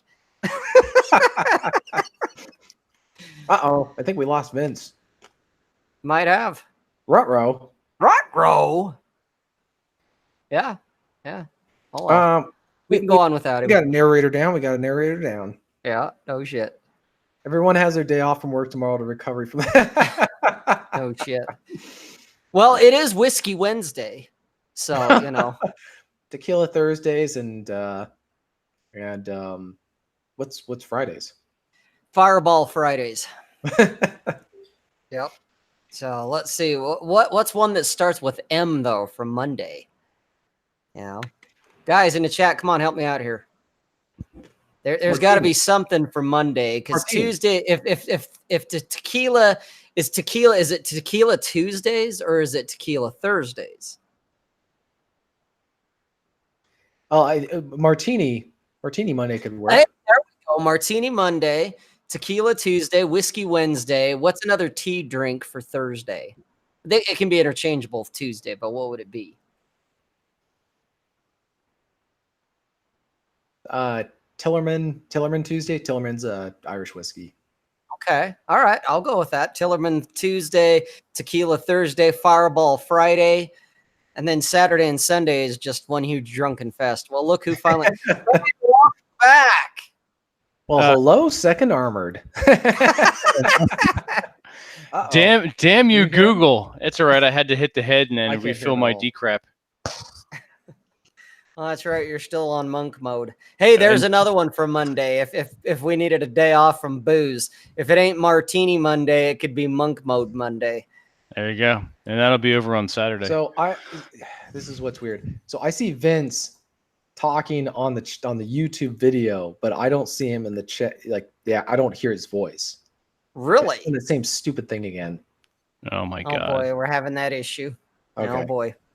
Well, I'm not sure what we're gonna do about it. well, you Because can. I You don't want to got. cut off Vince when he's talking. Which you're doing anyway. That's all right.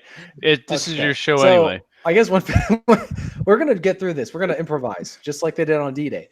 When Vince is done talking, just put a thumbs up sign for me, Rob. Okay, I could do that. That's funny. But then again, I don't know if he's saying anything. Okay, see. I'll tell a quick story. So I was reading about Jimmy Stewart. So Jimmy Stewart was a famous actor. It's a Wonderful Life.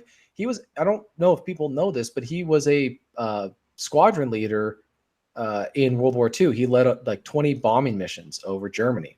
And he ended up, he was really big on getting into the military and seeing combat action during that war because his family had this long line, kind of like Patton, of being involved in these different wars. Well, he comes back and he's really a changed man. And people don't really, I think, talk about this. He wanted to do a comedy. He wanted to do it. He didn't want to think about the war. Frank Capra comes to him with this story, It's a Wonderful Life. And he's just like, well, golly, he's just like, I have no idea. Why would I want to do this? I don't want to do anything about the war. Well, if you watch the movie, so he came back from, we know from based on this some documents that we got about his war experience, he saw a lot of bad stuff over there, right? And some of his squadron, like a huge chunk of it, got shot down. And so he had really what you might call PTSD. And you can see it in two scenes in It's a Wonderful Life. There's the one scene where he's in Martini's bar having drinks and he's kind of praying, right? He thinks he's going to go to jail and his life's going to be destroyed. He was essentially he was not acting. He was kind of just reliving the stress from his war experience. And then the scene where he flips out at his kids in the house, that's also, he apparently had outbursts like that, according to his family. So when he gets really, because he dealt with so much of that stress from the war that for whatever reason, he also never talked about it with anybody under any circumstances. And I understand why. I think the impression was, if you weren't there, you wouldn't understand what we saw. You're just never going to really understand it. So Exactly. I'm finished.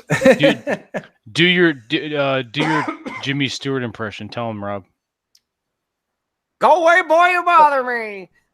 No, do your Jimmy Stewart. Jimmy Stewart impression. Yeah, do that again. You want me to do my Jimmy Stewart impression? It's not very good. You just have to stammer, right? Right. I think Aaron did a pretty good job of it. Can the people in the chat hear me, or is it just Rob? All right, people in the chat, can you guys hear want me? to come back in? Well, apparently I might be the only one that can actually hear Vince, because he's asking the peanut gallery in the chat if they can hear him. Guys in the chat, can you hear Vince? Yeah, they can hear me. All right, thank you, Jack. All right, you, there Eden. we go. Thank you, everyone. You're not still insecure, Vince. You're not just talking to yourself. I know, right? Okay, so I'm the only one who can't hear Vince. You're the odd man out. Apparently, yeah. So there's something going on there. Yeah, it's Jesus. just. All right, drop out and come back in. Do I want to leave the call or just stay put? Go ahead and drop out. Come right back. Yeah, drop out and come in. Everyone, I will return. One moment. Hurry up. Back to you after these important messages. That's right. Thanks, Tony. Thank you, everybody. Yeah. The Russians. It's no. Who knows what it is? I don't know why I dropped out. Well, I do know. Google is ridiculous. Okay, TJ's back. TJ, All Yeah, TJ, can you hear me? I can hear you loud. Excellent. It's you. It's Yay! you. Woo! It's the Russian Google collusion. That's right. It's bots. God damn I forgot. bastards. Monty Python interlude music. Yeah, pretty much.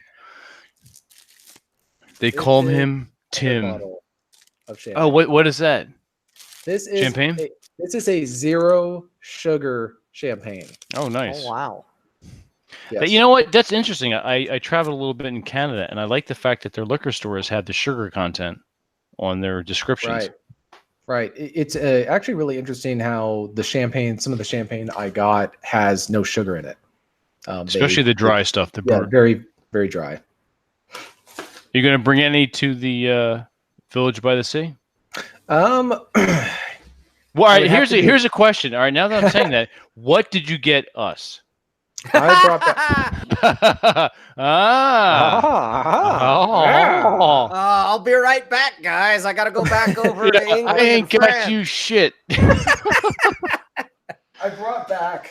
Actually, I got some dirt for you. There's some dirt. I got some dirt on some people. Literally, Yeah, I brought seriously. back some Omaha dirt.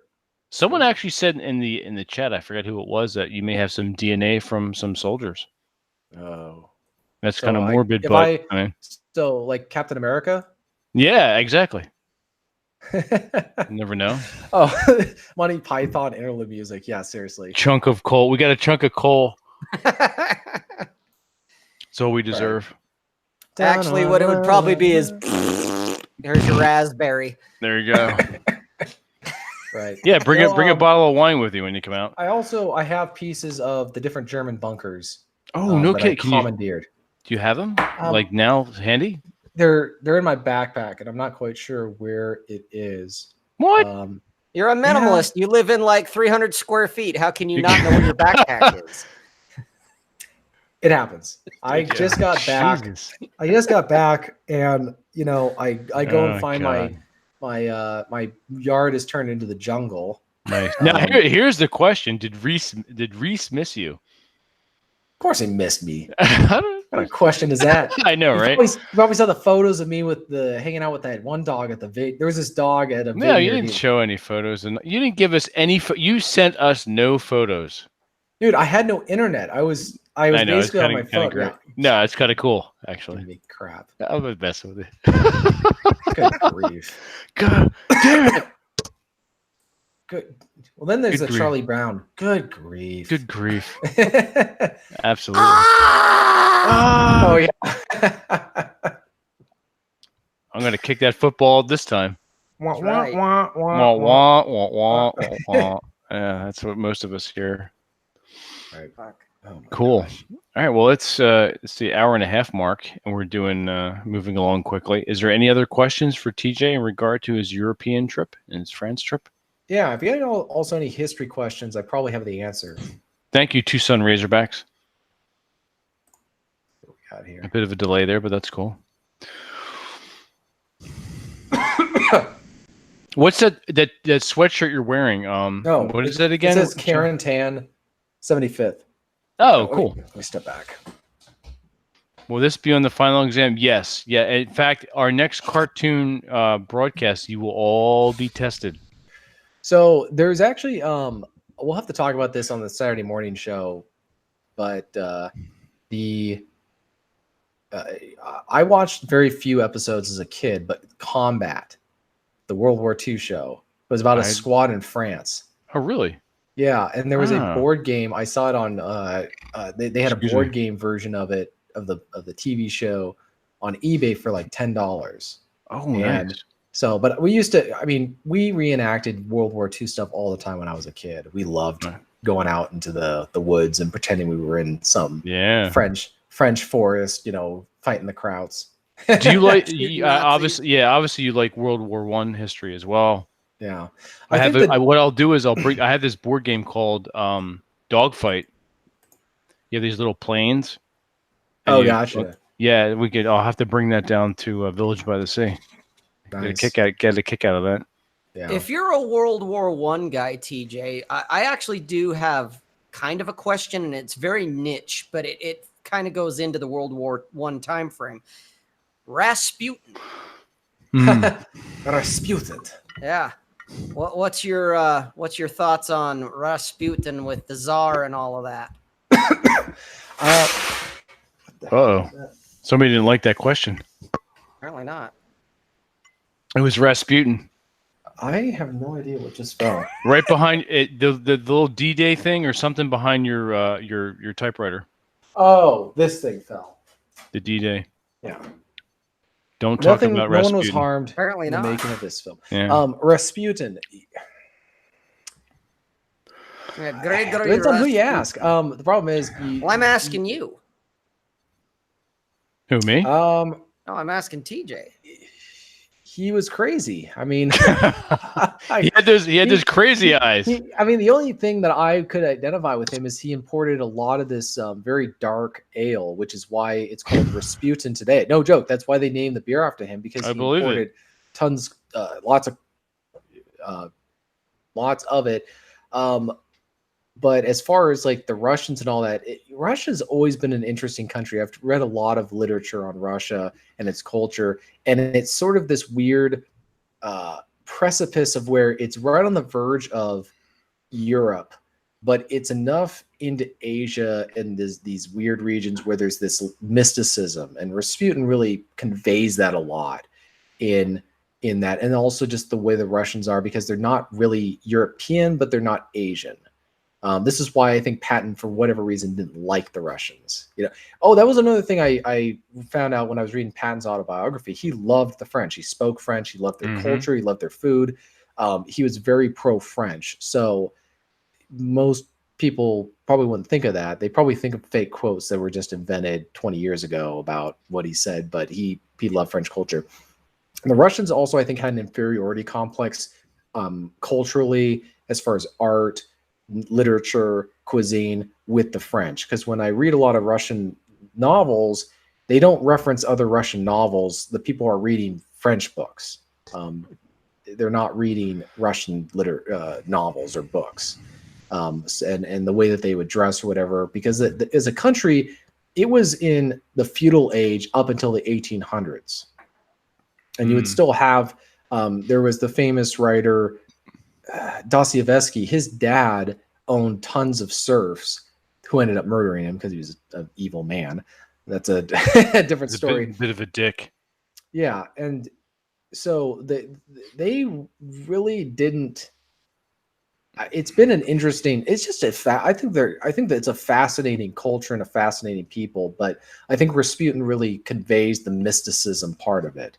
That's why he's such a fascinating character for us today. Because he's not like a Prussian who's very like the Prussians are almost the epitome of logic, reason, stoicism, right? We have just telling you straight up, we're going to destroy you. We have superior technology. We have a bigger army. Our air force is better than yours. You just have no chance. Nothing personal, but you have no chance, right? And the English would have the kind of that dry upper lip wit about them, like, yes, how do we put this? We're going to obliterate you, and it's going to happen at this time. Very politely. Yes, very politely. And we'd like to do it at this time because we really don't want to interrupt our tea, something like that. And then, so with the Russians, they might have their tea while they're bayoneting someone, in the middle of like a frozen winter land. People don't, I think, I say this often, people don't know this stuff. I probably need to stop saying that, but we actually sent troops to Russia during right after World War I and right during it. So kind of at the key sweet spot at the very end of the war, because that's when the Russian Civil War was going on. And so the British had sent troops, we had sent troops because we were trying to strangle Bolshevism in the cradle, as Churchill put it. And so there was these battles that were won, and the United States actually did a decent job of fighting and securing some victories. But the problem is the Russians needed to win that war, and it was, I have to remind myself how dysfunctional they were compared to, anytime we think we're dysfunctional, they were pretty dysfunctional as well as a fighting unit. And so we ended up pulling our troops out because there was just no reason. They were known as the polar bears, I have a friend whose great uncle was actually one of them. So he has a photo of him at his house that, you know, his battalion fought in Russia. So very interesting conflict or confrontation of the West versus the East. Excuse me, I'm battling a cold right now. You brought it back over. Some kind of weird French head cold. Yeah. Ew, you're going to be giving you germs. There's going to be an epidemic and another Black Death. No, I probably got it from, probably sit got, around, no, that's drink wine and LA. cheese. No, it's in LA. Well, yes, typhoid, that's another bubonic plague. shithole. So. Yeah, they're awful. So as far as Rasputin, I don't know. That's another interesting legend that we know didn't happen was Anastasia, because they've identified the different bodies of the Tsar's family. This is why I tend to be skeptical of these claims, because it just defies disbelief or defies belief, where that you had all the Tsar's family in one room, and the idea that one of them would survive being bayoneted and shot at point blank range is just farcical.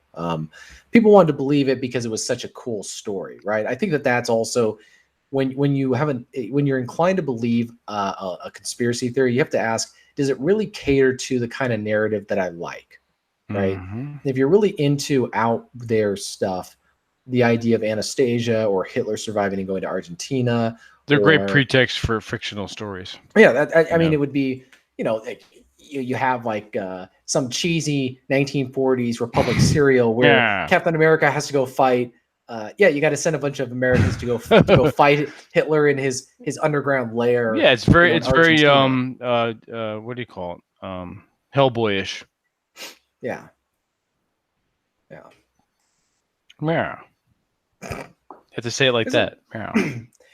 The other thing that I have yet to do a lot of studying on, and I really want to and watch a documentary on, are the final days of Berlin before during the battle. You know, parts of the town that hadn't been taken over by the Russians, but you know, these people know that the end is coming, right? And from what I understand, they threw these huge parties. They basically just had huge parties and then they killed themselves. Not to get really dark right now. Wow. But this idea that you would throw a party while your city's being destroyed, but they're drinking the Kool-Aid. Yeah, they're drinking the Kool-Aid or whatever. Yep. But I think it was, well, what else are you going to do? So that was the actual literal definition of enjoy the decline. Yeah. So if you haven't read Aaron Clarey's book, he's a frequent co-host on this. Oh yeah, podcast. And we have to actually give him shout outs. He's a sponsor. Curse of the High IQ. Yeah, hang on a sec. I'm gonna go actually grab one of his books. Hang on. Go grab it. We're gonna give him a shout out. But I'm gonna grab one of his books. Damn it, Rob. Yeah, enjoy the decline. Curse of the High IQ. No matter what you think of Aaron, and I don't care. He's a good friend, and he's a very good writer. If you read his books, it's like he's sitting down talking to you. But go ahead, TJ. I'm sorry. Oh, I mean, we forgive him for not watching Doctor Strangelove until. Well, yeah, that's a whole. Yeah, I bought that movie for him, and then when he came down to the first Battlefield gathering, we presented that to him. And then I think it was maybe a month or two later, he watched it late at night, and I get this text at 2 a.m, right? All caps with exclamation points. I'll never have this 2 hours of my life back, or something like that. Yeah. So here's one of his books. Aaron's great. Yeah. Here's one of them that I've got. I'm talking over you. I'm doing. Talk over me, man. Go away, boy. You bother me. Go ahead. That's right. Okay, so we've got Poor Richard's Retirement. Fantastic book. He's gonna lay it right out for you guys. If you want to retire, here's how to do it. And it's not about what you should invest in, you know, stocks, bonds, all that kind of stuff. It's not your what you would think about retirement. It's definitely, it was eye-opening for me. Highly recommend it. You can pick it up on Amazon. It's worth the read. And it takes a lot of, for me at least, being getting up there, a middle-aged gentleman, it takes a lot of the angst and some of the fear out of, God, am I going to be able to retire? Because doing what he says there, yeah, you can. It's totally doable. And especially if you're younger, it's well worth the time. It's well worth the investment. So check out Poor Richard's Retirement. Just go on to Amazon, look up, or better yet, go to olderbrother.com/donate. And he's got his links there for PayPal, Patreon, all that. And if you want to donate there, you can. You get nothing. But if you click on his Amazon affiliate link, you can buy it through Amazon. It doesn't cost you extra. Yes, but Jack. Also as a European, it applies. Yeah, it does. It does apply, Jack. It's not just for Americans. Okay, so but go to his affiliate link. You can buy it through that. It's not going to cost you extra. If anything, you're giving Aaron a little bit of a cut, and it's coming out of what's his name, Jack Bozo, or whatever, the CEO of Amazon. It's coming out of his pocket. Okay, but you should check it out. Poor Richard's Retirement, great read. Enjoy the Decline. Curse of the High IQ. If you want to know why is everyone fucking stupid, is it me? No, it's not you. No, you probably have a high IQ. Yeah. Now, there's people out there that are going to, automatically fall into the feels and get offended. Stop that. Go and buy the book and read it, and then make an informed decision. Don't look at the title and get offended, because then you're just a retard. Okay? Go and read the books. I would add for everybody, when we hear the word "enjoy the decline," I think at this point, when he first wrote the book, he came out, I think, in 2012, 2013, 2014, one of those years. I think it's taken on a new, it has baggage now with what people think is "enjoy the decline." And I think, we need to understand what he's saying and what he's not saying. He's saying don't waste your time on stuff that is not it's sort of like if somebody's dying, or dead, don't try to revive them. Go on to something else. Exactly. Go on to save someone else. So I'm not saying that it's a self-improvement book, but it's, if you stop worrying about things that you don't have control over, it's going to help you out. Yep. And I know that it's not going to be solving all of your happiness problems. It's going to suck to watch bad things happen around you, but don't let it ruin your opportunities to have meaningful relationships with other people, to go do things that you want to go do. Try and focus as much as you can and as realistically as you can on stuff that you can do in your own life that's going to make you happier. Don't focus on things that are not going to make you happy, that you have no control over. I think that's the point of this book. Yeah, no, you're absolutely correct. You're absolutely correct. And most people just read the titles, they get offended what Aaron says, and they go off on their little spurg. Well, you get people who are, you got the messianic complex, the Messiah complex. They're going to fix the West. We're going to save the West. We're going to take back America. We're going to take this country back. This is stupid. And it's like, guys, how many times does a football get pulled out from underneath you before you realize that Lucy is never, ever, ever going to let you kick that football? Exactly. Right? So just go off and go find a Christmas tree. Yeah. And enjoy the decline. Yeah, happiness is the icing on the cake. Yep. Happiness is not a goalpost. It's a side effect and a byproduct of the things you do. It's not an end state. Exactly. It's like most things. You have to do them until you die. Yep. And you do them well. Yep. But yeah, most people don't get that, which is why we are all where we are today. And Aaron writes books called Enjoy the Decline. When he's not posting hilariously offensive things on Twitter. Oh my God! His latest article on you guys go to Aaron's site. On D&D. The D&D. Oh my! No one actually. Well, some people did read the article and they took it personally. He's talking about people that use a mental illness as a crutch and a way to get things as an excuse. I found this from my own personal experience. Anytime you use the word autist or autism, an autist shows up and goes, well, you clearly don't understand what autism is, and let me write 1,500 words on. It's another gamma male, yeah. Well, it's also, you're proving what autism is. It's the inability to understand context, Well, whether it's yeah, social. everyone who went off on that in Aaron's tweet and then my retweet proved his point.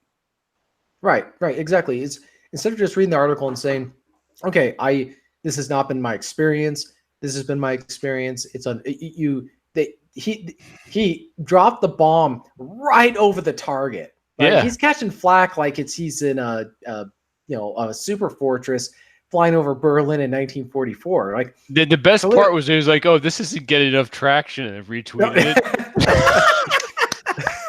Yeah, And let's go for round two. Rob was dead on. What did you say, Rob? You said something. Oh, what did you say? Oh, I forget now. I forget my train of thought about that article. Oh, well, what I said when he retweeted it, because it didn't get enough traction, that's actually when I actually went in and read the article. I was like, oh boy, because of the shit storm, there was 326 fucking comments. It was insane. And people were losing their minds, having this meltdown. So I decided, you know what, I got to go read this article, because why are all these people so lit? So I go in and I read the article, and it's like, it's actually pretty well thought out. Mm-hmm. And he's not being offensive. He's really not. It's very factual. And then the best part is, you go in and you read the comments on his blog. That's what I meant. Yeah. And they were well thought out.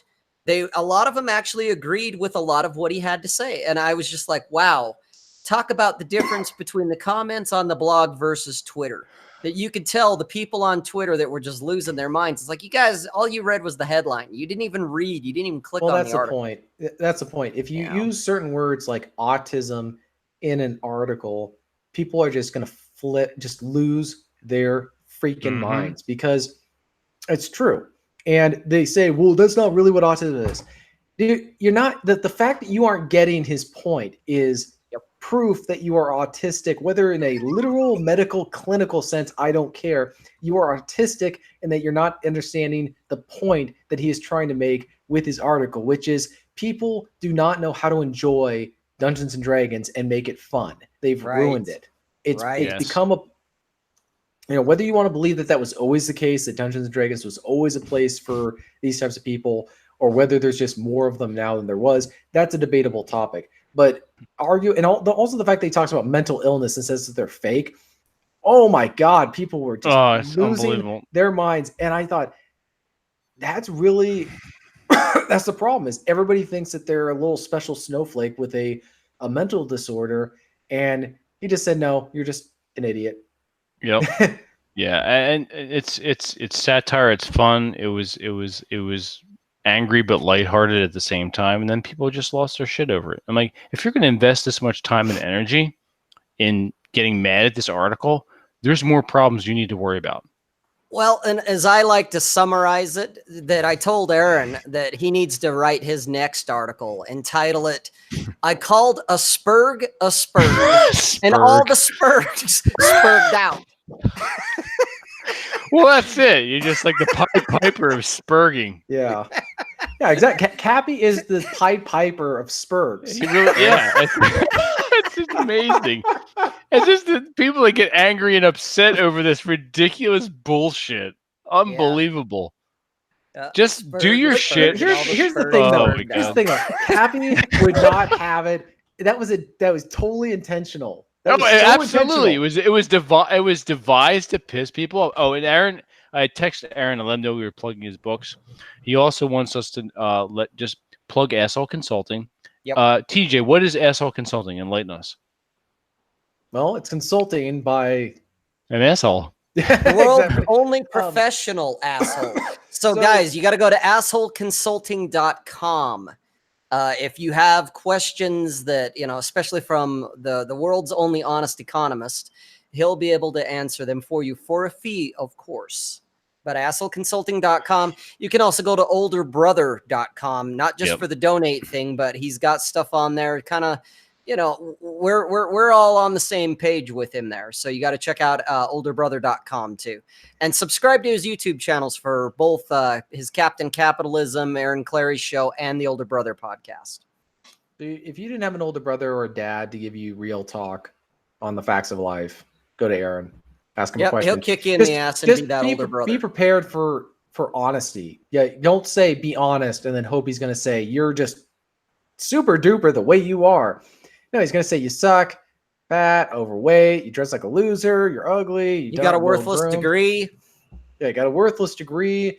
Your job sucks. Your girlfriend, you need a dumper, whatever. Just be prepared. Be prepared. You may not agree with him, but just it'll be honest. Where'd Vince go? He must have had to go to their head or something. Go to the Rut-row. Yeah, he'll be back. So, yeah. People were asking about World War II books. I'm trying to think. There was a couple of other ones. I have a bunch of old ones. I'll have to show them off sometime later because I think we did enough show and tell geek stuff for this one. But I've got Omar Bradley's autobiography. I have a book that was written on the French underground while the war was still going on. So they did a preface where they said, we can't really go into detail about some of this stuff specifically because it would give away, people to the Germans, right? So this was a book on the French underground, French resistance, while they were still active in France. I have another book called Victory Through Air Power, which was by this Russian-born, Americanized, naturalized U.S. citizen. And he came up with a very good theory that was very valid for World War II. I think it's changed since then, but his one was for this war. If you can't control the skies above you, you can't control the ground in front of you. That's true. And he goes through these different examples of World War II where whoever had air supremacy won the battle. So during the Battle of France, Germany was able to use air power strategically.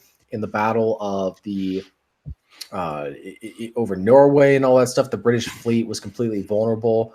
But then finally you move over to Dunkirk and the Battle of Britain, and Britain is able to maintain control over its skies. That's why Operation Sea Lion, which was the German planned invasion of England, just was a pipe dream from the start, because as long as the RAF was in the skies, there's no way you're getting those landing craft on the beaches in any meaningful sense. And that was relevant really not so much with the European campaign, because by the time the U.S. got involved, the Luftwaffe had been, I think, undermined a lot because of all the attacks. It was relevant in the Japanese Pacific campaign because you had to do all this island hopping, right? You had to take all these islands. Yeah. So they said, look, if you want to shorten the war, build long-range bombers and have them bomb mainland Japan, destroy their factories and industrial supplies, and they can't continue the war, instead of having to go island. Now, they ended up doing some of that stuff, but they ended up also having to do the island hopping. That's why they took Okinawa and Iwo Jima. They had to get airfields so that they could go mainland, because they couldn't go from China and they couldn't go through other areas. They could only go direct. And I think it's it was a good retroactive book looking back at World War II, which was the supremacy of the airplane. Mm-hmm. If you had a good air force, you were fine, right? The British didn't have the greatest army, didn't have very good armor. Their navy was second to none, but that didn't matter if their air force wasn't good. Yeah, no, it's true. All right. TJ is going to go administer some first aid to himself after this call, and he's gonna have a hot toddy. No, I wish I don't have any more liquor. Oh no, I tossed it out. You got it. Oh, okay, good for you. All right, we're gonna start wrapping up the show now. We're going to go ahead and start with Rob, who's going to give his second spiel on what to do. Okay, guys. Hey, it's that time again. Hit the like button if you haven't. Sends tingles to YouTube's vagina, gets the algorithm all excited, and gets more exposure to the video. Hit the subscribe button if you haven't, and hit the notification bell as well, because that way you'll know when we're going to be on next. There Absolutely. Excellent. Thank you, Rob. I appreciate it. We have a PO box. We I was just about to say, that is in the works. There's a lot of things in the works over the next coming month or so, which are secret and will be revealed as they happen. Because I don't know about the rest of you, but for myself, if I start, it's something Hemingway talked about. He never talked about his writing, because if he talked about his writing, it was if he already did it and the power was taken from it and it was done, and he blew his wad. He was done. Why write about it? I already talked about it. So we don't talk about anything publicly. Behind the scenes, we work and we do and we release. So that is in, I will say that those kind of things are in the works. So just when it happens, you'll know. So same thing with our new header. If you go on and if you've been on Twitter, obviously YouTube and our website, you've seen our new header. We want to give a shout out to RJ Jones. The fantastic artwork. We could not be more happy. We all have nerd boners over this. It's fantastic. It was worth the wait. It was worth the back and forth and making sure we had what we wanted. RJ is very professional. He's worth the money too. He's worth the money. He is very communicative, and he'll get the shit done. If you have any kind of artwork that you need done along the order of what you see on Rob Says or Masculine Geek or with Aaron Clarey, then you reach out to RJ Jones. We will post. We'll probably wind up doing an article about that, and then posting some of his work and the things that he's done with us. He's also done some stuff for Legends of Tabletop, which is secret and will be coming out soon. We're actually dealing with Amazon right now. It's become a bit of a chore. That's all I'm going to say about that. That will be released soon, hopefully within the next month or so, and I will be announcing that. Okay, but yeah, PO Box soon. We're going to get an actual physical mailing address once we get things taken care of. Anyway, so that way you can send us, smelly old socks. Send us your girlfriend's underwear. Your all girlfriend's panties. You bet. Yeah. You know what? A coworker was visiting his sister in Japan several years ago. It was in Japan, and they have vending machines with women's underwear in it. Oh man! Wow. I love it. Only in Japan. Yeah. Only in Japan. Fantastic. All right. So, Rob, you want to plug your stuff? Yeah, you can reach me at robsays.net. That's my flagship. That's my blog. I put out at least one, if not two articles a week. It's got my links to my YouTube on it, my Twitter, all the social media that I do. You can find me there the easiest. So check it out at robsays.net. There you go. TJ, you're up. All right. You can go to tjmartinell.com. That's going to have links to all my books on the side, links to my podcast, Mountain Pass Podcast, at soundcloud.com/tjmartinell. I'm also on YouTube. Just type in TJ Martinell. I actually just put out a video today on I took pictures of the video artwork that I saw in Normandy and put together a video with some Medal of Honor music in the background. Just having a little fun with that. So if you like seeing that kind of stuff, go to that. I also have some short stories that are published at Terror House Magazine, terrorhousemag.com. And yeah, I'm working on some books right now and some new projects. So really excited about all that. And if you read my stuff, feel free to leave a review on Amazon. If you buy the physical copy, you get the digital Kindle version for free. Excellent. I would advise anyone to buy the physical copy because you never know when the digital copy can be pulled and your work is gone and then you don't have that. So physical copy all the way. And then somewhere down the road, TJ will be signing copies and I will of my book and we'll be giving them out. We'll release that information as well. It's another top secret endeavor. Okay. I write mostly on Masculine Geek, masculinegeek.com. We're on Twitter. Obviously follow us there. YouTube, obviously as well. Go on SoundCloud, put us in your ear holes. You're driving to work, you're working out, you're cooking dinner for your girl's cooking dinner for you. Put this on, you'll love it. SoundCloud, Masculine Geek. There you go. Oh, sign up for our newsletter. And Rob, why should everyone sign up for the newsletter? You should sign up for the newsletter for the sneak peeks, the exclusive content that you're not going to find anywhere else. And also probably the most important reason of all, if you guys haven't noticed, I mean, we all know that there's a chance of being purged, deplatformed, all of that. Apparently YouTube's actually on another sweep. We could go down anytime for all we know because somebody got, offended. And that is probably the biggest reason to be on the newsletter is so that you can get in touch with us. We can get in touch with you in the event that we all go bye-bye online. Absolutely. We don't spam. Every Monday we hit you with good stuff. We don't talk about bullshit. We don't gossip. Nope. It's entertaining, informative. It's unique. It's novel. It's things we don't talk about here on the podcast, whether it's a Saturday morning cartoon hour or a Wednesday scheduled hour. We don't do that. It's just something to start your week off right. If you don't like it, you unsubscribe. We have a really good reading rate. Everyone seems to love it. Thank you, Ralstonian. I think this was a very good show. TJ knows his stuff. I learned more than I have sitting in any high school or college class ever. So it's good. And remember, you come on the Saturday morning cartoon next time, you will be tested. Okay. And having said all that, we thank everyone. I love interacting with everyone in the chat. I think that's one of my favorite things is interacting with you guys, helping you guys out, answering questions. It's fantastic. It's good to interact. And we're going to sign off for now.